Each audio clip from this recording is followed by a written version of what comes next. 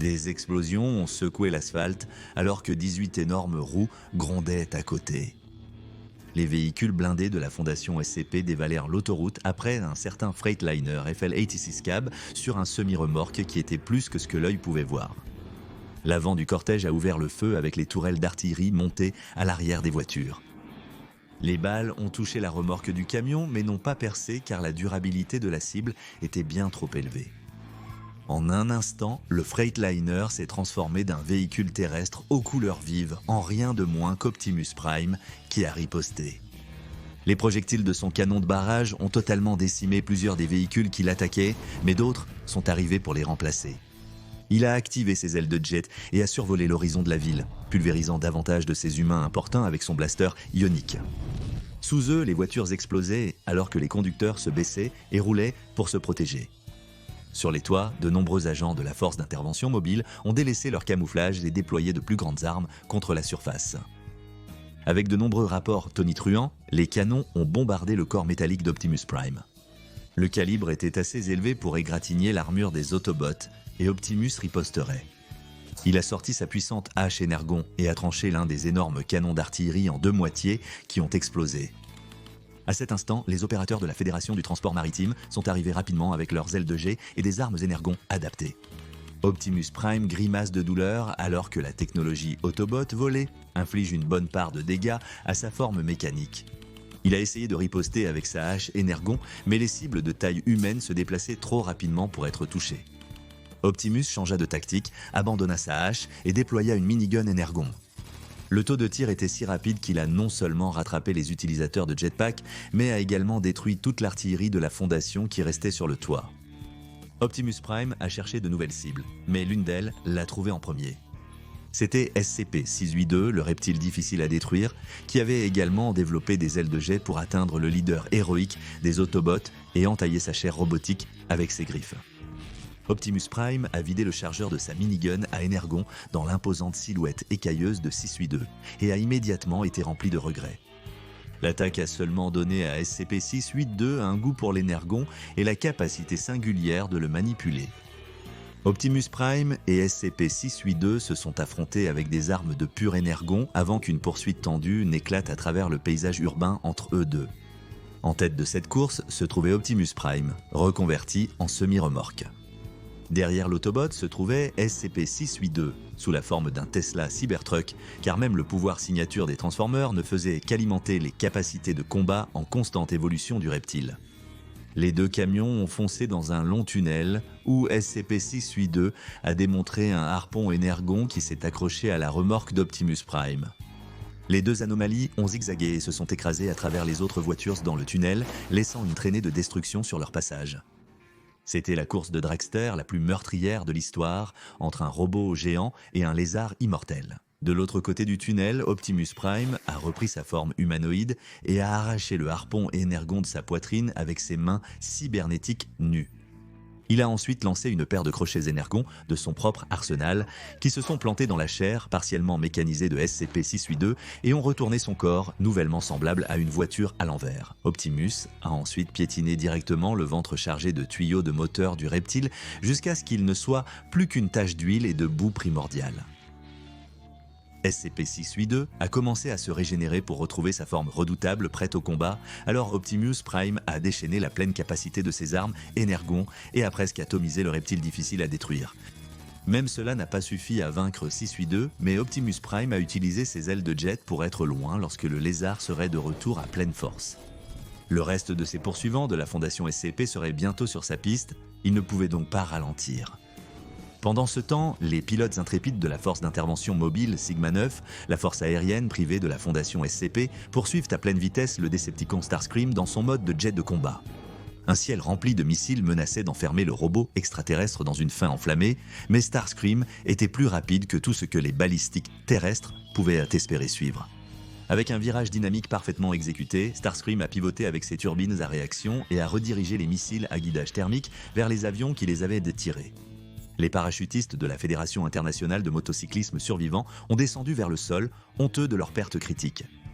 Quelques-uns des jets Sigma 9 ont réussi à éviter d'être détruits dans les explosions causées par les retombées des manœuvres habiles de Starscream. Ces quelques chanceux ont déclenché une rafale de tirs de minigun sur le Décepticon, ce qui n'a pas fait beaucoup de dégâts, mais a suffi à énerver le guerrier extraterrestre. L'ego de Starscream a été plus touché que sa peau métallique, mais dans un accès de rage, il a fracassé l'avion le plus proche et s'est transformé en sa forme humanoïde complète.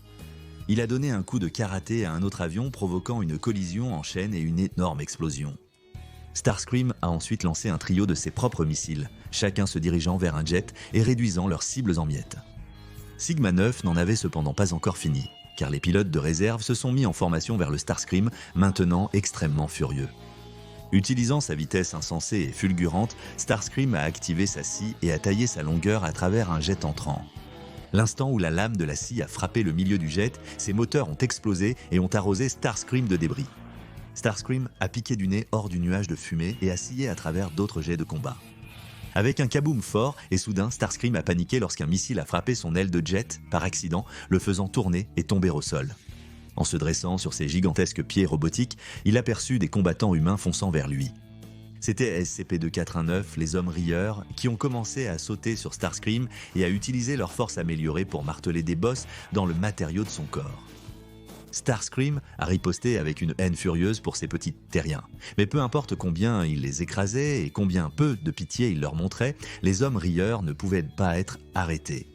Alors que Starscream luttait sans relâche, plusieurs hommes rieurs ont travaillé ensemble et ont arraché le moteur de son autre aile de jet. Maintenant, au sol, le lieutenant Decepticon était dans une position désespérée et ne pouvait qu'espérer étourdir temporairement ses ennemis immortels. Il semblait n'y avoir aucune échappatoire pour Starscream. Mais malgré tout, il a déployé ses plus gros canons pour donner aux hommes rieurs un vrai combat. Pendant ce temps, ailleurs, le sable se soulève autour des chenilles rugissantes d'un tank brutal, déchirant le désert alors qu'un hélicoptère d'attaque Apache survole en rase-motte, déchaînant une barrage de missiles avancés. Boum boum boum. Il se faufile habilement autour des explosions, montrant une dextérité considérée comme impossible pour un M1 standard et un Abrams, et c'est parce que ce n'est pas un Abrams ordinaire. Des mines explosent dessous les chenilles, projetant des éclats d'obus sur le dessous, ce qui n'a aucun effet. Ils continuent à avancer alors que les hélicoptères de la Fondation SCP poursuivaient la chasse. Ils ont déployé les mitrailleuses lourdes, criblant de balles la coque du char. Le char n'a pas été dissuadé. Celui qui conduisait devait avoir des nerfs d'acier ou de l'énergon. Pendant que les hélicoptères se préparaient pour une autre salve, le canon principal du char a visé l'un d'eux et a tiré un obus explosif. Un coup direct. Un des hélicoptères a explosé, entraînant la mort immédiate des hommes à bord. Le deuxième hélicoptère a reculé, sachant qu'il rencontrerait bientôt le même sort que les véhicules au sol qui tombaient. Des vélos tout-terrain équipés de mitrailleuses lourdes et de lance-grenades flanquaient le char rebelle d'un côté, tandis que d'autres chars contrôlés par la Fondation étaient à leur poursuite. Bang, bang, bang.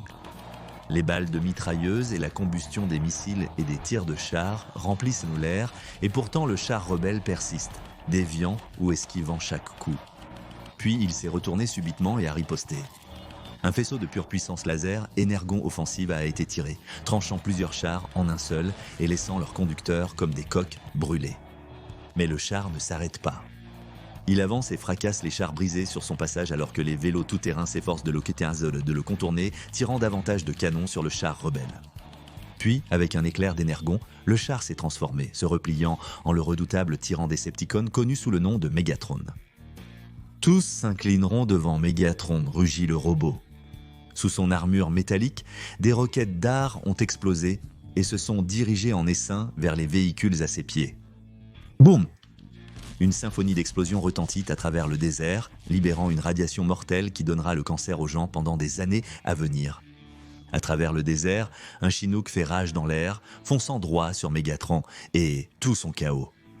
À l'intérieur de Samsara, la force d'intervention mobile Élite Ultime charge ses armes énergétiques avancées. Alors que le Chinook se rapproche, ils sautent du véhicule et atterrissent dans le sable en dessous, ne perdant pas de temps pour tirer leurs armes sur Megatron.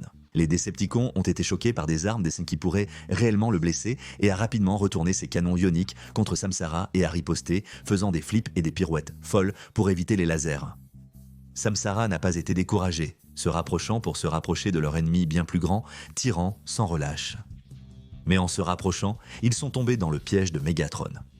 Le Decepticon a chargé en avant avec un coup décisif, écrasant l'un des 4 membres de Samsara sous son puissant poing métallique.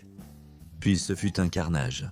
Il a donné un coup de pied à un deuxième, les projetant haut dans les airs alors que leur laser tirait impuissamment dans le ciel. Il n'en restait que deux et Megatron en a attrapé un dans chaque main. Sans aucune pitié, il les a écrasés l'un contre l'autre, les réduisant à des tas de chair de cyborgs corrompus. Ce que Megatron ignorait, c'est qu'un énorme avion cargo planait haut dans le ciel, se préparant à activer une autre mesure d'urgence. Les portes au bas de l'avion se sont ouvertes et une énorme boîte métallique est tombée du ciel, plongeant vers le sol du désert. La boîte s'est ouverte et SCP-096 s'est envolé comme le mal des forces de Pandora, et lorsque Megatron a enregistré le visage terrible de 096, il est immédiatement entré dans son état de rage meurtrière. 096 a chargé en direction de Megatron, hurlant et criant, ses longs bras bondissant sur la terre. Megatron a déployé une mitrailleuse montée sur le poignet et a déchaîné l'enfer sur la bête, mais elle a ignoré chaque balle et a continué sa dévastation. Le Shy Guy a sauté, atteignant Megatron avec ses griffes agrippantes, mais il a giflé la bête, l'envoyant glisser à travers le désert. Avant que 096 puisse bouger à nouveau, Megatron a zoomé et frappé le monstre avec son énorme poing métallisant, métallique, frappant et donnant des coups de pied encore et encore, alternant entre tirer des faisceaux d'énergon et tirer des missiles, mettant le feu à son corps grêle. Mais 096 ne se laisserait pas décourager si aisément. Il a riposté, bosselant l'exosquelette métallique de Megatron. Il a essayé de bloquer, mais le monstre était étonnamment rapide, griffant de profondes entailles dans l'armure, saignant de l'huile et de l'énergon. Le Décepticon ressentit pour la première fois une pointe de terreur mortelle, alors qu'il jetait le Shy Guy hors de lui, l'envoyant rouler à travers le désert. En une fraction de seconde, il prit la forme d'un jet et s'élança dans le ciel, laissant une traînée de vapeur rouge profond, mais cela ne signifiait pas qu'il était encore sorti d'affaire. Avec un élan, 096 bondit du sol et sauta sur le jet, griffant et déchirant toujours, hurlant sans relâche. Les griffes s'enfoncèrent dans les moteurs de Megatron et les arrachèrent, envoyant le jet en dérive vers les montagnes proches et explosant en une grande boule de feu et de fumée. Megatron est-il encore en vie? Mais on ne peut pas s'en soucier pour l'instant. Au milieu d'un centre-ville métropolitain bondé à proximité, Bumblebee, l'autobot jaune courageux, se bat contre SCP-076, Abel le guerrier immortel. Le guerrier presse une énorme tronçonneuse d'obsidienne contre le châssis jaune de son adversaire, envoyant des étincelles partout alors que l'adorable Autobot pousse une vive exclamation de douleur. Le guerrier n'a pas lâché prise. Les bruits de douleur d'un ennemi craintif n'ont fait qu'exciter sa soif de sang. Il poursuivait ses coups de tronçonneuse sur l'armure de Bumblebee, dans l'espoir de l'entailler et d'atteindre un point faible à l'intérieur.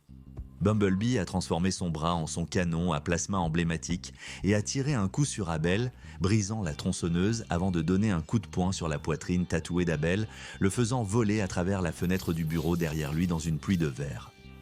Mais Bumblebee n'avait aucun répit. Abel a bondi hors du bâtiment, maniant une énorme massue d'obsidienne provenant d'une de ses dimensions de poche mortelle. Il l'a abattu sur la tête de Bumblebee avant même qu'il n'ait eu la chance de réagir, en voyant l'infortuné Autobot rouler sur l'asphalte. Abel l'a frappé encore et encore, chaque coup semblant de plus en plus mortel et décisif. Bumblebee a fait ce que les Transformers font de mieux et s'est transformé, se métamorphosant en la célèbre coccinelle VW jaune que nous connaissons et aimons, et a foncé directement sur Abel, entamant un brutal test de force. L'homme anomalique contre la voiture alien Bumblebee avait l'avantage alors qu'Abel perdait pied, la voiture fonçant directement sur sa poitrine et le projetant contre le mur. Avec une puissante accélération, Bumblebee pourrait éliminer la vie du guerrier diabolique. Mais il y avait un problème. Un jeune enfant courait à travers les rues, en ruine, passant directement entre Abel et Bumblebee. Le guerrier pragmatique a saisi sa chance, tendant la main et attrapant l'enfant, l'utilisant comme un bouclier humain. Bumblebee, toujours attaché aux humains, était incapable de vaincre son ennemi. L'élite de la force d'intervention mobile de la boîte de Pandore a alors frappé, utilisant la technologie de désactivation de l'énergon pour figer Bumblebee dans sa forme de voiture et le charger à l'arrière d'un camion sécurisé pour un transport facile. Dans les sites de confinement de la fondation SCP de classe Titan, loin des regards indiscrets des zones peuplées, 4 nouvelles anomalies restent contenues. Optimus Prime, le très endommagé Megatron et Starscream, et le malheureux Bumblebee qui avait appris une dure leçon de son erreur ce jour-là. Lorsqu'on a affaire à des adversaires bien plus impitoyables, il n'y a pas de place pour la pitié si l'on veut réussir. Allez maintenant voir que fait SCP-056 quand il est seul en confinement et en utilisant l'infini Ikea comme un bunker nucléaire SCP-3008.